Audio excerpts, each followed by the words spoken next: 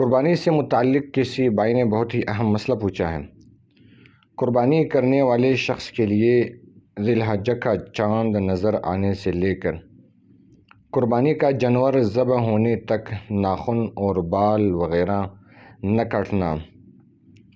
اس کی شرعی حیثیت کیا ہے؟ کیا یہ عمل شریعت میں مستحب ہے، جائز ہے، واجب ہے، سنت ہے یا فرض ہے؟ براہ کرم جواب سے جلد مستفید فرمائیں۔ دیکھیے،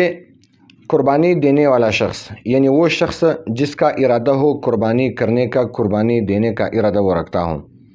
وہ صاحب نصاب ہو، وہ مالک ہو، اس کے اوپر قربانی واجب ہو، تو اس شخص کے لیے ذی الحجہ کی شروع سے لے کے پھر 10 ذی الحجہ تک یعنی عید الاضحیٰ تک جانور ذبح کرنے تک، یعنی جب تک اس نے جانور ذبح نہ کیا ہو تب تک اس کے لیے اپنے بدن کے بال کاٹنا، بال خواہ سر کے بال ہو، داڑھی کے بال ہو، یا مونچھ کے بال ہو، یا زیر ناف بال ہو، یا بغل کے بال ہو، غرض ہے بدن کے کسی بھی حصے کے بال کاٹنا یا ناخن کاٹنا یا اپنا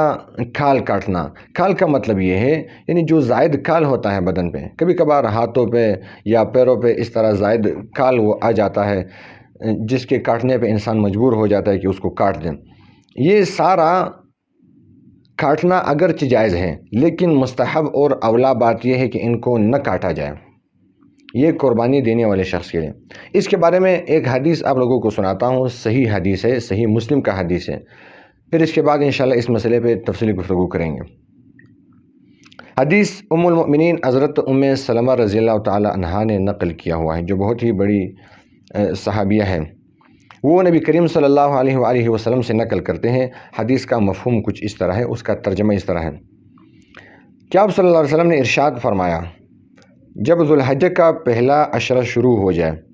اور تم میں سے کسی کا قربانی دینے کا ارادہ ہو، یعنی جب ذی الحجہ کا عشرہ شروع ہوا، یعنی شروع ہی دن سے لے کے، پہلے ہی دن سے لے کے، اور تم میں سے کسی شخص کا ارادہ ہو قربانی دینے کا کہ وہ قربانی کرے، اس پہ قربانی واجب ہو، تو وہ بال یعنی بالوں میں تمام بال آ گئے جو میں نے آپ کو بتا دیا، زیر ناف بال وغیرہ سارے بال آ گئے، ناخن یا کھال کا کچھ حصہ نہ کاٹیں،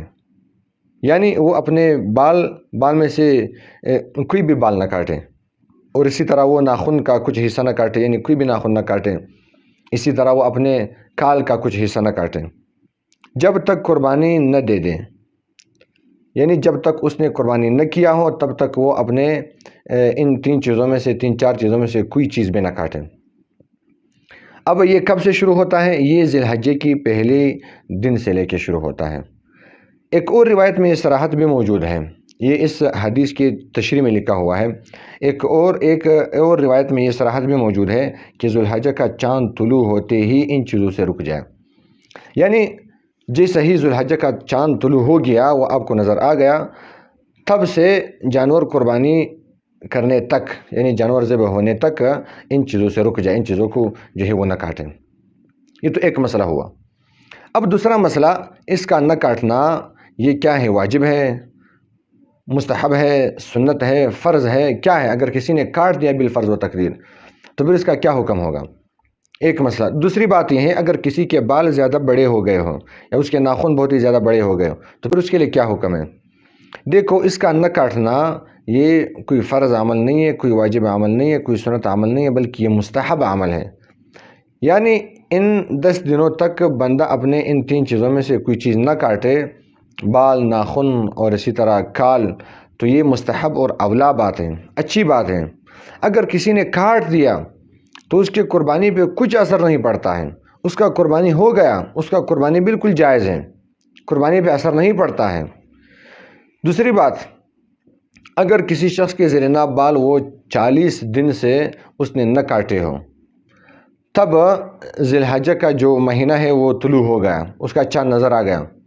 اب اس کے 40 دن پورے ہو گئے، اب اس شخص کے لیے زیر ناف بال کاٹنا یہ واجب ہے۔ اب وہ یہ مستحب عمل کو چھوڑ دیں، اپنے زیر ناف بال کو کاٹ دیں، کیونکہ اب اس سے زیادہ زیر ناف بال رکھنا یہ مکروہ تحریمی ہے، یعنی حرام کام ہے، لہذا اس کے لیے کاٹنا یہ لازمی ہے۔ وہ اس مستحب بات پہ جو ہے وہ عمل نہ کریں۔ ایک اور مسئلہ کہ جس شخص کے اوپر قربانی واجب نہ ہو، یعنی وہ شخص قربانی کا ارادہ نہ رکھتا ہوں، تو اس شخص کے لیے کیا حکم ہے؟ وہ اپنے یہ بال کاٹ سکتے ہیں یا نہیں کاٹ سکتے ہیں؟ تو ایک اور حدیث میں اس بات کی بھی صراحت موجود ہے کہ جس شخص کے پاس وہ قربانی کی استطاعت نہ ہو، طاقت نہ ہو، وہ قربانی دینے کا ارادہ نہ رکھتا ہو، تو اس شخص کے لیے بھی اچھی بات یہ ہے کہ جب لوگ قربانی کر دے تو عید کے دن جب لوگوں نے جانور ذبح کر دیا تب وہ اپنے جو ہے وہ صفائی کر لیں عید کے دن اور اپنے بال وغیرہ کاٹ دیں۔ حدیث میں آتا ہے کہ اس کو پورا ثواب ملے گا قربانی کا۔ جس شخص نے اس طرح عمل کر دیا بغیر قربانی کو، اس کو پورا ثواب ملے گا، قربانی والا ثواب ملے گا۔ یہ حدیث کے الفاظ میں نے آپ کو اس کا مفہوم اور اس کا ترجمہ میں نے آپ کو بتایا۔ تو لہٰذا اس شخص کے لیے بھی مستحب عمل یہ ہے کہ وہ اپنے بال کھال وغیرہ کچھ نہ کاٹیں۔